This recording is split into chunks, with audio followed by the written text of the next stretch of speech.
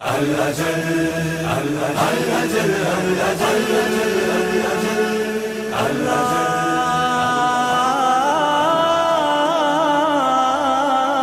اللهم عجل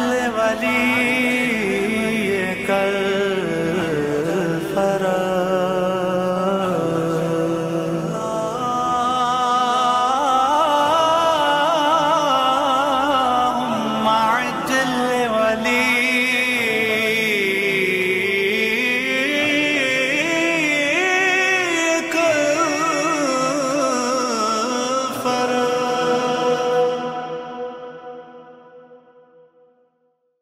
اعوذ باللہ السمیع العلیم من الشیطان اللعین الرجیم بسم اللہ الرحمن الرحیم الحمد للہ رب العالمین والصلاة والسلام علی اشرف الانبیاء والمرسلین وعلی آلہ الطیبین الطاہرین لا سیما علی بقیت اللہ العظم روحی وارواح العالمین علی تراب مقدمہ الفدا.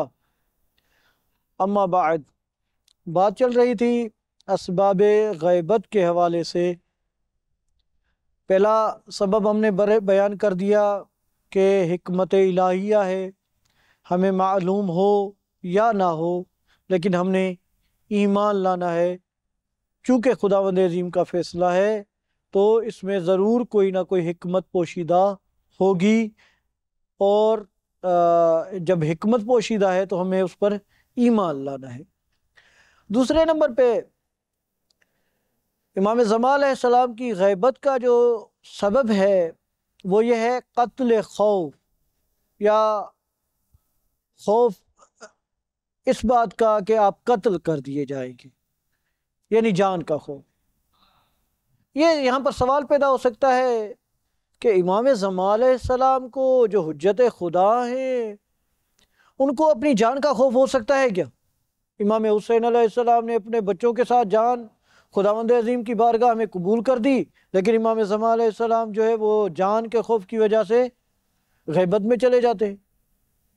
تو ہم کہتے ہیں کہ بھئی دیکھیں، جو خوف ہے نا جان کا، یہ ایسی چیز ہے جو ہر عاقل شخص پر لازم ہے کہ اپنی جان کی حفاظت کرے. فَفَرَرْتُ مِنْكُمْ لَمَّا خِفْتُكُمْ، حضرت موسیٰ علیہ السلام کے لیے رب العالمین بیان کر رہا ہے کہ حضرت موسیٰ علیہ السلام اپنی قوم کو بیان کرتے ہیں کہ جب مجھے تم لوگوں سے خوف ہوا قتل کا تو میں تم کو چھوڑ کے چلا گیا، غائب ہو گیا، تم سے دور ہو گیا، کہیں دور جا کر میں نے پناہ لی، وہاں جا کر چھپ گیا. تو حضرت موسیٰ علیہ السلام قتل سے بچنے کے لیے چلے جاتے ہیں اس قوم سے.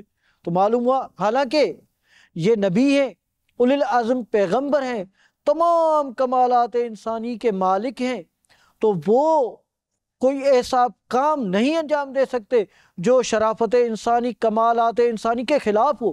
یہاں سے معلوم ہوتا ہے کہ حضرت موسیٰ علیہ السلام کا یہ خوف قتل کی وجہ سے لوگوں کے درمیان سے چلے جانا عین کمال ہے. دوسرے نمبر پہ ہم جب کہتے ہیں کہ یہ بڑا خوف زدہ ہونے والا ہے، ڈرنے والا ہے، تو ہمارے ہاں یہ مذموم صفت ہے، اس کی کارنامہ مذمت کی جاتی ہے. لیکن آئے اس بات کو سمجھتے ہیں تھوڑا، یہ تھوڑا دقیق نکتہ ہے کہ بھئی خوف دو طرح کا ہوتا ہے، ایک خوف محمود، دوسرا خوف مذموم. خوف مذموم یعنی جہاں پر نہ ڈرنا چاہیے وہاں پر ڈرنا، وہاں پر خوف زدہ ہونا. اور خوف محمود جہاں پر ڈرنا چاہیے وہاں پر ڈرنا، وہاں پر خوف زدہ ہونا، یہ صفت کمال ہے. اور کوئی شخص اگر جہاں پر ڈرنا چاہیے، خوف زدہ ہونا چاہیے، وہاں پر خوف زدہ نہیں ہو رہا تو اس کا مطلب ہے تو کہ یہ دو حالتوں میں سے کسی ایک میں سے خالی نہیں. یا تو وہ جو چیز خوف زدہ کرنے والی ہے اس سے آگاہی نہیں رکھتا، اس پر اس کی اطلاع نہیں. مثلا یہ شخص بیٹھا ہوا ہے آرام سے، اس کو نہیں پتا کہ سامنے ان قریب وہ دشمن اس کی تاک لگائے ہوئے ہے اور اس کو گولی مار دے گا.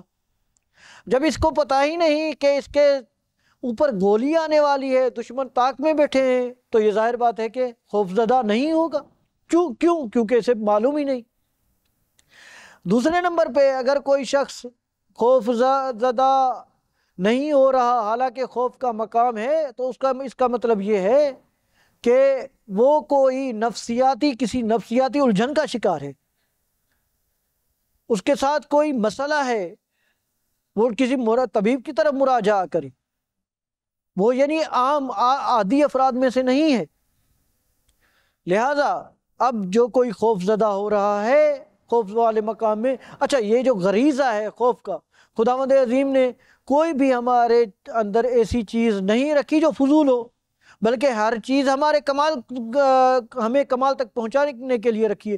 یہ جو خوف ہے، یہ جو مادہ خوف ہمارے اندر رکھا ہے، رب العالمین نے ہمارے اندر اس وجہ سے، تاکہ ہم اس کے ذریعے مادہ خوف کے ذریعے کیا کریں؟